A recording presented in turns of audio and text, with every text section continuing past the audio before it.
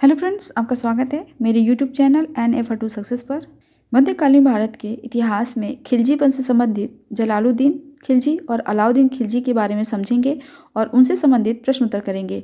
आज प्रश्न संख्या 1 से 13 तक करेंगे व्याख्या के साथ। तो चलिए शुरू करते हैं आज का वीडियो। पिछली वीडियो में बताए थे कि किस तरह से क्यूमर्स की हत्या करके जलालुद्दीन खिलजी सुल्तान बना और खिलजी वंश की स्थापना की। तो खिलजी वंश का शासनकाल था 1290 से 1320 ईस्वी तक। ये सल्तनत काल में सबसे छोटा शासनकाल खिलजी वंश का था, केवल 30 वर्ष। जलालुद्दीन खिलजी 70 वर्ष की अवस्था में सुल्तान बना। कैकुबाद ने जलालुद्दीन खिलजी को शाइस्ता खां की उपाधि दी थी और इसे आरिज़ मुमालिक सेना मंत्री का पद भी दिया था। मुसलमानों का दक्षिण भारत पर प्रथम आक्रमण जलालुद्दीन के समय देवगिरी के शासक रामचंद्र देव पर हुआ।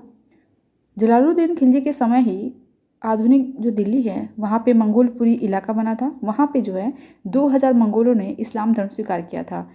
जलालुद्दीन खिलजी के समय ही मलिक छज्जू का विद्रोह हुआ था। मलिक छज्जू ने सुल्तान मुगीसुद्दीन की उपाधि धारण कर ली और अपने नाम के सिक्के चलवाए। कालांतर में जलालुद्दीन ने इसे माफ़ कर दिया। जलालुद्दीन कड़ा मणिकपुर अलाउद्दीन से मिलने गया। कड़ा में ही उसने अपनी सेना को छोड़ दिया और 2 नाव और कुछ सैनिकों के साथ अलाउद्दीन से मिलने गया। वहाँ पे अलाउद्दीन के वफादार मोहम्मद सलीम और इख्तियारुद्दीन खुद ने धोखे से उसकी हत्या कर दी। इस प्रकार से 1296 ईस्वी में जलालुद्दीन की हत्या हो जाती है। 1296 ईस्वी में अलाउद्दीन खिलजी को कड़ा मानकपुर में सुल्तान घोषित किया गया और इसका राज्याभिषेक दिल्ली में बलबन के लाल महल में हुआ था। अलाउद्दीन खिलजी का शासनकाल था 1296 से 1316 ईस्वी तक। अलाउद्दीन खिलजी के पिता शिहाबुद्दीन खिलजी जलालुद्दीन खिलजी के भाई थे। जलालुद्दीन खिलजी ने अपनी पुत्री का विवाह अलाउद्दीन खिलजी से किया था। अलाउद्दीन खिलजी को भिलसा, चंदेरी, देवगिरी के सफल अभियानों से अपार धन प्राप्त हुआ था। दक्षिण भारत पर आक्रमण करने वाला प्रथम मुसलमान अलाउद्दीन खिलजी था। वहाँ पे उसने विजय प्राप्त की थी। अब देख लेते हैं कि अलाउद्दीन खिलजी के समय कहाँ कहाँ विद्रोह हुआ था। गुजरात विजय के पश्चात लूट के माल को लेकर 9 मुसलमानों ने विद्रोह किया था। जो दूसरा विद्रोह था वह अकद खां का विद्रोह था। तीसरा विद्रोह मलिक उमर जो कि बदायूं का गवर्नर था एवं मंगू खां जो कि अवध का गवर्नर था, उन्होंने किया था। और चौथा विद्रोह जो हुआ था वो दिल्ली में हाजी मौला का विद्रोह हुआ था। अपनी सल्तनत का विस्तार करने के लिए अलाउद्दीन खिलजी ने उत्तर भारत पर कई अभियान चलाए। तो सबसे पहला अभियान उसका था गुजरात अभियान 1298 ईस्वी में। ये इसका प्रथम सैन्य अभियान था। इसका नेतृत्व उलुग खां एवं नुसरत खां ने किया था। गुजरात का बघेल राजपूत रायकरण कर्णदेव तृतीय पराजित हुआ। गुजरात मार्ग में ही इसने जैसलमेर विजित किया। मलिक कफूर को गुजरात विजय से ही प्राप्त किया गया था। इसे 1000 दिनार में खरीदा गया था, इसीलिए 1000 दिनारी कहा गया। इसके बाद रणथंभौर का अभियान किया 1301 ईस्वी में। इसका नेतृत्व उलुग खां एवं नुसरत खां ने किया था। रणथंभौर के शासक थे राणा हमीरदेव। पहले तो राणा हमीरदेव ने इसके आक्रमण को विफल किया और नुसरत खां मारा गया। इसके बाद इस आक्रमण का नेतृत्व अलाउद्दीन खिलजी ने किया। हमीर काव्य के अनुसार रतिपाल एवं कृष्णपाल पराजय के प्रमुख कारण थे। 9 मुसलमानों ने हमीरदेव का साथ दिया था। राजपूत महिलाओं ने जौहर किया। राजस्थान में जौहर का यह प्रथम साक्ष्य था। उसके बाद चित्तौड़गढ़ अभियान 1303 में किया। इसका नेतृत्व अलाउद्दीन खिलजी ने किया था। इससे पहले चित्तौड़ को किसी ने ही नहीं जीता था। चित्तौड़गढ़ में शासन था राणा रतन सिंह का। राणा रतन सिंह वीरता से लड़ते हुए वीर गति को प्राप्त हुए और रानी पद्मिनी ने जौहर किया। 2 वीर सैनिक गोरा एवं बादल वीर गति को प्राप्त हुए। चित्तौड़गढ़ को अपने पुत्र खिलजी खां को सौंप दिया और इसका नाम खिजराबाद कर दिया। इसके बाद मालवा का अभियान किया 1305 ईस्वी में। इसका नेतृत्व आइनुल मुल्क ने किया। शासक थे महलदेव। वह युद्ध किए बिना ही भाग गए। इस तरीके से मालवा को सल्तनत का हिस्सा बना दिया गया। सिवाना का अभियान 1308 ईस्वी में हुआ। इसका नेतृत्व कमालुद्दीन कुर्ग ने किया था। सिवाना का शासक सातल देव वीर गति को प्राप्त हुआ।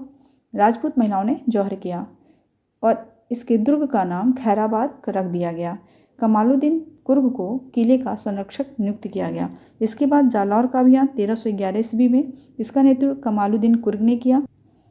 जालौर पर कान्हा देव का शासन था। कान्हा देव और कमालुद्दीन के बीच युद्ध हुआ। कान्हा देव वीर गति को प्राप्त हुए। इस तरीके से उत्तर भारत का ये अभियान उसका सफल हुआ। अलाउद्दीन खिलजी का दक्षिण भारत पर अभियान, पहला अभियान देवगिरी का अभियान था। यहाँ के शासक थे रामचंद्र देव। रामचंद्र देव ने संधि कर ली। रामचंद्र देव एवं उसका पुत्र सिंहड़ देव ने प्रतिवर्ष कर देने का वचन दिया। देवगिरी अभियान से अलाउद्दीन ने अपार धन प्राप्त किया। 2-3 वर्ष पश्चात ही रामचंद्र ने कर देना बंद कर दिया। अलाउद्दीन खिलजी ने वहाँ पर फिर से आक्रमण किया। आक्रमण के बाद खिलजी ने रामचंद्र को रायन की उपाधि प्रदान की। गुजरात में नौसारी की जागीर एवं 1 लाख सोने के टंके भेंट किए। उसके बाद उसका तेलंगाना का अभियान था। इसका नेतृत्व मलिक कफूर ने किया। तेलंगाना अभियान में रामचंद्र देव ने मलिक कफूर का पूरा सहयोग किया। वारंगल के शासक प्रताप रुद्र देव ने बिना युद्ध किए अधीनता स्वीकार कर ली और प्रतीक के रूप में एक सोने की मूर्ति भेजी, जिसके गले में एक सोने की जंजीर भी थी। मलिक कफूर को कोहिनूर हीरा यहीं से प्राप्त हुआ था। होयसल अभियान का नेतृत्व मलिक कफूर ने किया। यहाँ पर भी रामचंद्र देव ने उसकी सहायता की। होयसल पर बल्लाल तृतीय का शासन था। बल्लाल की सेना पांड्य राज्य के गृह युद्ध में वीर पांड्य की सहायता के लिए दक्षिण गई हुई थी। बल्लाल ने मलिक कफूर के साथ संधि कर ली और प्रतिवर्ष कर अदा करने का वचन दिया। पांड्य अभियान, बल्लाल तृतीय ने मलिक कफूर की मदद की। इसमें पांड्य शासक के 2 पुत्र सुंदर पांड्य एवं वीर पांड्य के बीच सिंहासन को लेकर युद्ध चल रहा था, जिसका फायदा मलिक कफूर को मिला और मदुरा पर उसने विजय प्राप्त की। देवगिरी पर तृतीय आक्रमण मलिक कफूर के नेतृत्व में हुआ। रामचंद्र देव का पुत्र सिंहड़ देव सिंहासन पर बैठते ही स्वतंत्र शासक के रूप में कार्य करने लगा। सिंहड़ देव की पराजय हुई और वह युद्ध में मारा गया। रामचंद्र का दामाद हरपाल देव को गद्दी पर बैठाया गया। अगले वीडियो में हम लोग अलाउद्दीन खिलजी के प्रशासनिक कार्य के विषय में जानेंगे। तो चलिए अब प्रश्न उत्तर शुरू करते हैं। प्रश्न नंबर 1, कौन सा सुल्तान नया धर्म चलाना चाहता था किंतु उलेमा लोगों ने विरोध किया? इसका सही उत्तर होगा option number B, Alauddin. Alauddin नया धर्म चलाना चाहता था किंतु उलेमा लोगों ने विरोध किया। इसकी व्याख्या देखते हैं। अलाउद्दीन खिलजी एक महत्वाकांक्षी सुल्तान था। उसने सिकंदर द्वितीय सानी की उपाधि धारण की और उसे अपने सिक्कों पर अंकित करवाया। वह संपूर्ण विश्व को जीतने की अभिलाषा रखता था और साथ ही एक नवीन धर्म चलाने की भी, किंतु अपने वफादार मित्र एवं कोतवाल अलाउल मुल्क की सलाह पर उसने अपना विचार त्याग दिया। प्रश्न नंबर 2, दिल्ली के किस सुल्तान ने सिकंदर सानी की मनोपाधि धारण की थी? इसका सही उत्तर होगा option number B, Alauddin Khilji. Delhi के सुल्तान अलाउद्दीन खिलजी ने सिकंदर सानी की मनोपाधि धारण की थी। प्रश्न नंबर 3, अलाउद्दीन खिलजी के प्रसिद्ध सेनापतियों में किसकी मंगोलों के विरुद्ध लड़ते हुए मृत्यु हुई? इसका सही उत्तर होगा ऑप्शन नंबर ए, जफर खां। अलाउद्दीन खिलजी के प्रसिद्ध सेनापति जफर खां की मंगोलों के विरुद्ध लड़ते हुए मृत्यु हुई। तो इसकी व्याख्या देखते हैं। अलाउद्दीन का प्रसिद्ध सेनापति जफर खां मंगोलों के विरुद्ध लड़ता हुआ मारा गया, जो अपने समय का श्रेष्ठ और साहसी सेनापति था। जफर खां के शौर्य और भारतीय सेना की दृढ़ता से मंगोल अत्यधिक प्रभावित थे। प्रश्न नंबर 4, रानी पद्मिनी का नाम अलाउद्दीन की चित्तौड़ विजय से जोड़ा जाता है। उनके पति का नाम है? इसका सही उत्तर होगा option number D, Rana Ratan Singh.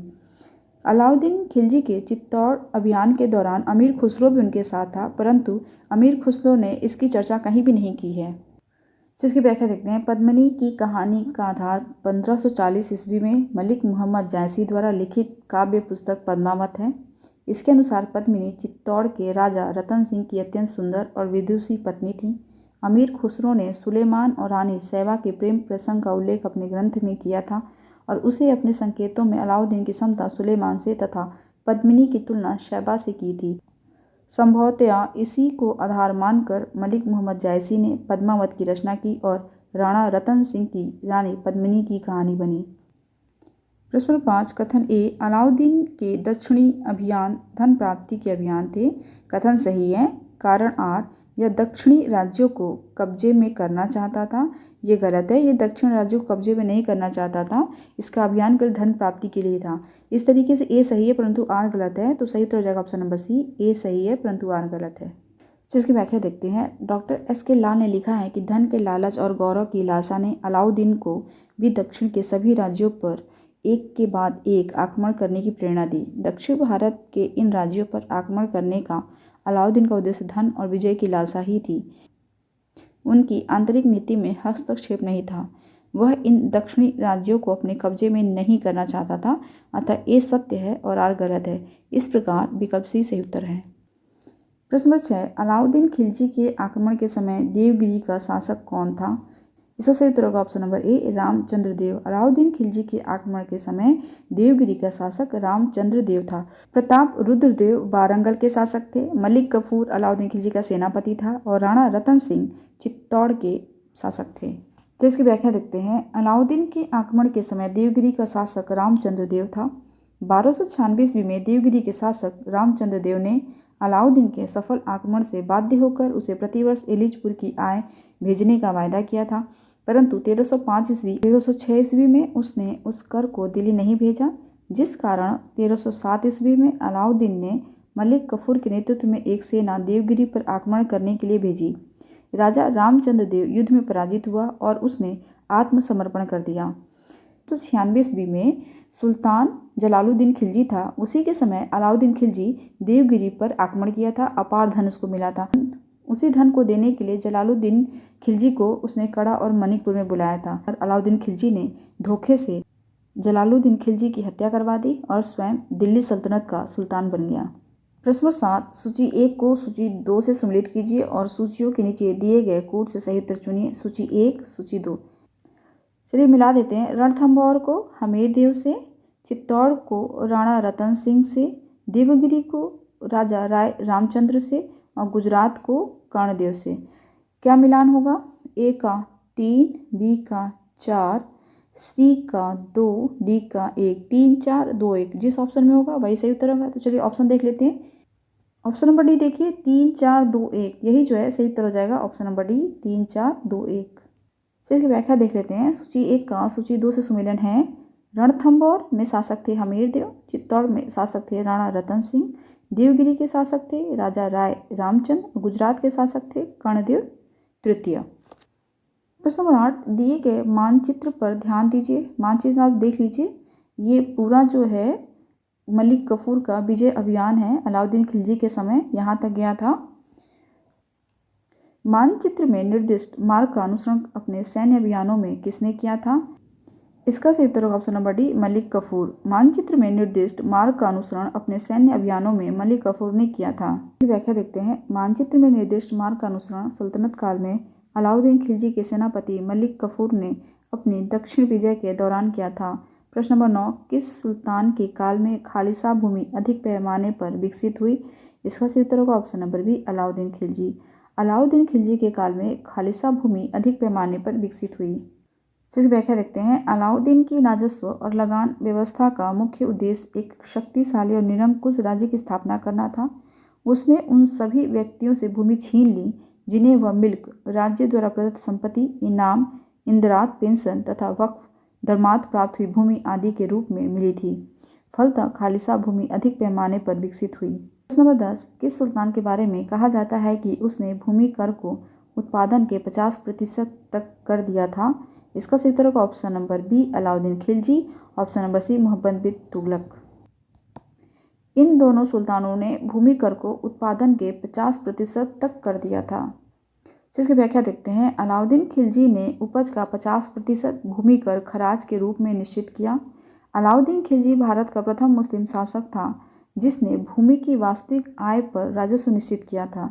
इसने भूमि की पैमाइश कराकर लगान निर्धारित किया था। अलाउद्दीन ने 2 नवीन कर, मकान कर, घरी कर इसको कहते थे, और चराई कर लगाए थे। उसके पश्चात मोहम्मद बिन तुगलक ने भी दोबाब में भूमि कर 50% कर दिया था, लेकिन मोहम्मद तुगलक की राजस्व मांग अनुमान पर आधारित थी, जबकि अलाउद्दीन खिलजी की पैमाइश पर। प्रश्न नंबर 11, सुल्तान जिसने बढ़ाकर भू राजस्व उपज का 50% कर दिया था वह था? इसका सही उत्तर option number B, Alauddin Khilji, और मोहम्मद बिन तुगलक भी इसका सही उत्तर होगा। ठीक। प्रश्न 12, किस सुल्तान ने जमीन में फसल की नपाई का आधा राजस्व के रूप में दावा किया? तो इसका सही उत्तर होगा option number C, Alauddin Khilji. Alauddin Khilji ने जमीन में फसल की नपाई का आधा राजस्व के रूप में दावा किया था। चलिए इसकी व्याख्या देखते हैं। सुल्तान अलाउद्दीन खिलजी ने भू राजस्व व्यवस्था के पुनर्गठन में विशेष रुचि ली। उसने उपज का 1/2 भाग राजस्व के रूप में वसूलना आरंभ किया। वह दिल्ली सल्तनत का प्रथम सुल्तान था जिसने पैमाइश एवं प्रति बिस्वा उपज के आधार पर भू राजस्व निर्धारित करने की नीति अपनाई।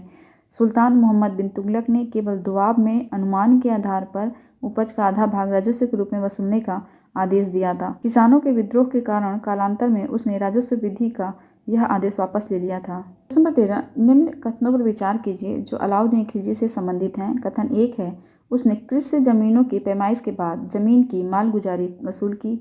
सही है। कथन 2 है, उसने लगान व्यवस्था को अपनी पूरी सल्तनत में लागू किया। ये गलत है, पूरी सल्तनत में लागू नहीं कर पाया था। कथन 3 है, उसने प्रांतों के गवर्नरों के अधिकारों को समाप्त किया। ये भी सही है। तो पहला और तीसरा सही है। सही उत्तर हो जाएगा ऑप्शन नंबर सी, 1 और 3। जिसकी व्याख्या देख लेते हैं। अलाउद्दीन की लगान व्यवस्था संपूर्ण साम्राज्य में समान रूप से लागू नहीं की जा सकती थी। भूमि की पैमाइश करके किसानों से सरकारी कर्मचारी द्वारा लगान वसूल किए जाने की व्यवस्था दिल्ली और उसके समीपवर्ती क्षेत्रों में ही लागू की गई थी। अलाउद्दीन पहला सुल्तान था जिसने भूमि की पैमाइश कराकर लगान वसूल करना आरंभ किया। अपनी व्यवस्था को लागू करने के लिए अलाउद्दीन ने एक पृथक विभाग दीवाने मुस्त खराज की स्थापना की। अलाउद्दीन ने परंपरागत लगान अधिकारियों खुद मुकद्दम एवं चौधरी से लगान वसूल करने का अधिकार छीन लिया था। उनके सारे विशेषाधिकार समाप्त कर दिए गए। उनकी भूमि पर से कर लिया जाने लगा और बाकी अन्य सभी कर भी लिए गए, जिसके कारण खुद जमींदार और बलाहार साधारण किसान में कोई अंतर नहीं रहा। आज के लिए इतना ही रहने देते हैं। अगले वीडियो में हम लोग अलाउद्दीन खिलजी के प्रशासनिक कार्य को समझेंगे। अगर आपको मेरा वीडियो पसंद आया तो मेरे वीडियो को लाइक जरूर कर दीजिएगा। अपने दोस्तों के साथ ज़्यादातर शेयर कीजिए। अगर आप मेरे चैनल पर पहली बार आए तो मेरे चैनल को सब्सक्राइब कर लीजिए। Thanks for watching. Good bye.